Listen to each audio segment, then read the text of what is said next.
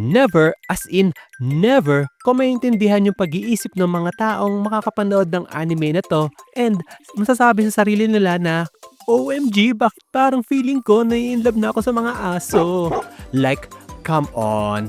Alam ko we anime fans, common na sa atin maging isang degenerate pero this is a new low even for us na ultimo aso. Isasama natin sa smash bucket list natin. Magdasal-dasal naman. Oh. Mino, what's up? There's a line we shouldn't cross pero wala. Mismong anime opening na mismo nito ang nagpapakita na mas masaya yung bawal at out of the box. Heck, kaya nga siguro yung iba mas prefer yung backdoor kaysa sa front door. So bago pa to maging makalat, doon na tayo sa anime na pag-uusapan natin ngayon. Ito ang anime na With You, Our Love Will Make It True. Isa sa mga anime sa seasonal lineup ng Fall 2025. Actually, isa to sa mga pinaka-controversial at pinag-usapan sa season na to aside sa PNG slide ni Gaoru sa season 3 ng One Punch Man. Anyway, tungkol to sa high school student na si Mari na in my opinion is hindi na palaki na maayos ng mga magulang niya. Like, unang-una, first day of school, late agad siya at nasaraduhan ng gate. At pangalawa, instead na mag-take ng responsibility dahil late siya, pinili niya mag-over the bakod. Dito, na-meet niya ang isang student na naghihintay sa labas. Inalok ni Mari tong student na to na mag-over the bakod din pero nagulat siya kasi isa tong beast folk. For context sa mundo nila, hindi na bago yung concept na bukod sa mga tao, may mga beast folks na rin na namumuhay kasama nila.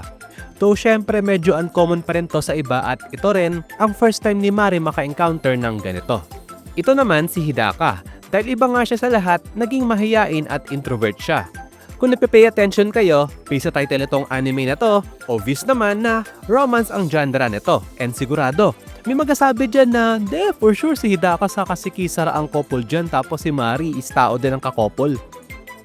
Sana nga ganon kaso for some unexplainable reason sa first few interactions pa lang ni Mari kay Hidaka, may kakaiba na siyang nararamdaman and sigurado ako, hindi takot o uneasiness yun.